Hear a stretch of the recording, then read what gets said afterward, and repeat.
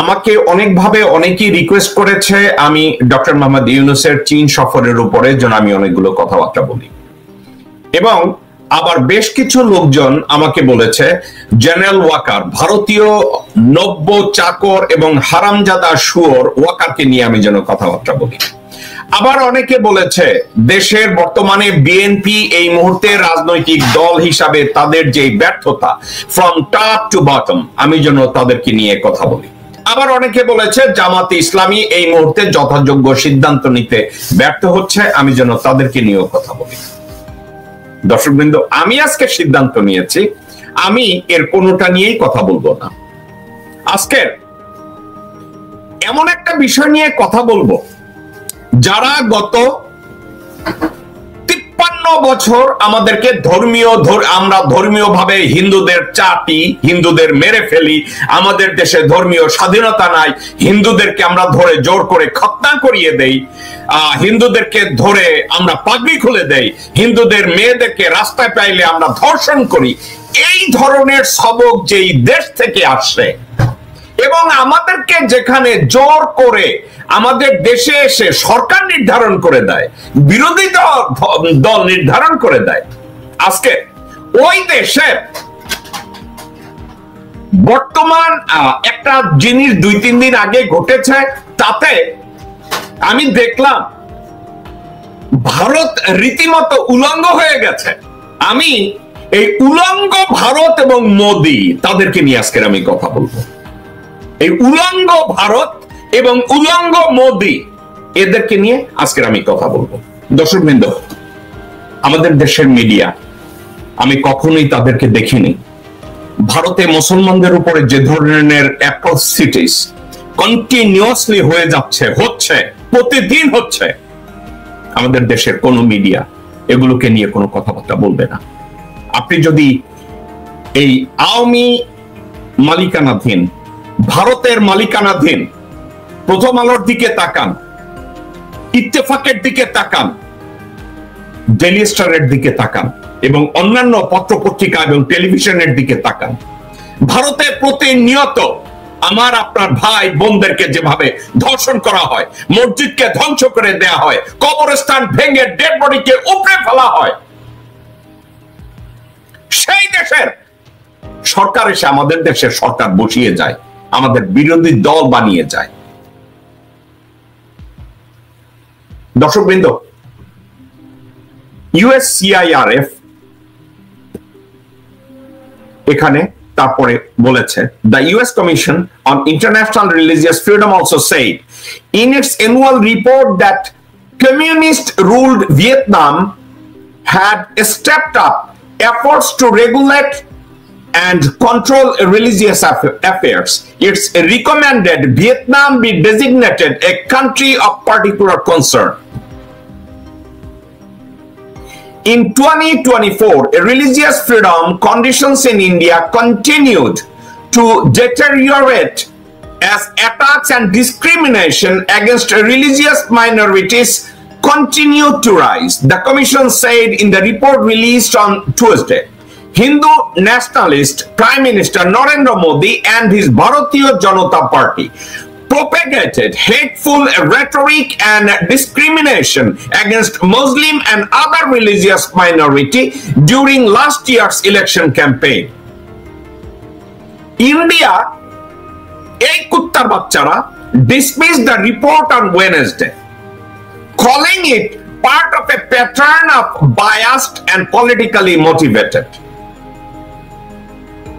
এখন একটা কথা আপনাদেরকে, তারা বলছে USCIRF persistent attempt to misrepresented isolated incident and cast aspiration on India's vibrant multicultural society reflected and deliberate agenda rather than a genuine concern for the religious freedom, Indian Foreign Ministry spokesperson Ranveer Jaiswal said in a statement. তারা বলছে না, ভারতে নাকি religious freedom ভালোভাবে আছে, মুসলমানরা খ্রিস্টানরা সবাই সুস্থ আছে, ভালো আছে। আপনারা এখন বুঝতে পারছেন বাংলাদেশের আওয়ামী লীগ এবং হাসিনা কেন তারা অনবরত মিথ্যা বলতে পারে। বাবার লাশ সামনে ফেলে তারা মিথ্যা বলতে পারে। আওয়ামী লীগ কেন পারে বুঝেছেন? Washington has sought to build close ties with both India and Vietnam, given their shared concern about China's rising influence in Asia. এইখানে একটা কথা দর্শকবৃন্দ আপনাদেরকে আমি মনোযোগ দিয়ে শোনার জন্য বলছি, অত্যন্ত মনোযোগ দিয়ে শোনার জন্য বলছি। আমেরিকা, চায়নার রাইজিং পাওয়ার, বিকামিং এ সুপার পাওয়ার, চায়না যখন অত্যন্ত শক্তিশালী হয়ে যাচ্ছিল, ওই সময় আমেরিকা চেষ্টা করেছে ভারত এবং ভিয়েতনামের সাথে একটা সম্পর্ক করে চায়নাকে ব্যালেন্স করবে।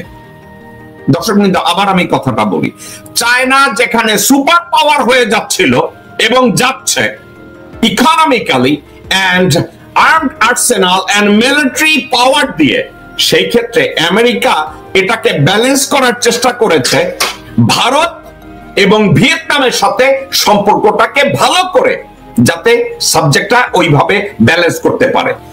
এখানে একটা কথা লিখছে দর্শকবৃন্দ, অ্যানালিস্টস say that as a result Washington has overlooked human rights issue in India. একটা কথা মনে আছে না, ভারতে অনেক কিছু হয়, আমেরিকা কিছু বলে না, আমেরিকা কিছু বলবে না। দর্শকবৃন্দ, এই ধরনের কথাবার্তা আছে না? আছে তো, সবাই বলেছে। অনেক সময় আমি বলি যে আমেরিকা ইন্ডিয়ার ব্যাপারে কিছু দেখছে না, করছে না, এটা ঠিক না। আমেরিকা ওয়াচ করছে। চায়নাকে ব্যালেন্স করার জন্য আমেরিকা একটা কাজ করেছে, পরিষ্কারভাবে বলেছে যে আমরা ভারত এবং ভিয়েতনামের সাথে সম্পর্কটা ডেভেলপ করতে চেয়েছিলাম চায়নাকে ব্যালেন্স করার জন্য, চায়নাকে নিউট্রালাইজ করার জন্য। এই জন্য তারা ইন্ডিয়াকে কিছুটা ছাড় দিয়েছিল, ওভারলুক করেছিল যে ইন্ডিয়া কি করে। মজার ব্যাপার একটা শুনবেন, আনন্দবাজার পত্রিকা এই খবরটা ছেপেছে, কিন্তু এই যে কথাটা যে ভারত এবং ভিয়েতনামের সাথে আমেরিকা একটা ব্যালেন্সড রিলেশনশিপ তৈরি করতে চাইছিল চায়নাকে কন্টেইন করার জন্য, কিন্তু কন্টেইন করার জন্য, এই উপলক্ষে আমেরিকা একটু ওভারলুক করতেছিল যে ইন্ডিয়া যা হয় বা আমেরিকা এটা কেয়ার করতেছে না, একটু ওভারলুক করতেছিল একটা ইস্যুকে কভার করার জন্য। কিন্তু আমেরিকা এবার বলছে no, that's not going to happen. ইন্ডিয়ার কয়েকটা কাজ কারবার তাদের সামনে চলে এসছে। ওয়াকারুজ্জামানের মতো কুত্তার বাচ্চারা, মির্জা ফখরুলের মতো হারামখোরেরা, হাসিনা মাগির মতো লোকজনরা একটা কথাকে সারা জীবন অস্বীকার করেছে এবং ইন্ডিয়াকে প্রোটেক্ট করেছে। কাশ্মীরে আমার ভাই বোনদেরকে হত্যা করেছে, ধর্ষণ করেছে, ঘর বাড়ি জ্বালিয়ে দিয়েছে, মসজিদকে মাটির সাথে মিশিয়ে দিয়েছে। বাংলাদেশের কোন মিডিয়া এটা নিয়ে কথা বলে নাই, বাংলাদেশের কোন নিউজ পেপার এটা নিয়ে খবর ছাপায় নাই, হাসিনা মাগি এবং মোমেন এটা নিয়ে কোনো কথা বলে নাই, কোন সাবজেক্ট নিয়ে প্রতিবাদও করে না। আমার মহানবীকে নিয়ে কথা বলেছে, এটা নিয়েও কেউ কথা বলে নাই। কিন্তু আমেরিকা, আমরা আমেরিকাকে তো বলি আমেরিকা বাংলাদেশের বন্ধু হবে না, আমেরিকাকে এইভাবে হেট করি, ওইভাবে হেট করি, আমরা এটা বলতেই পারি।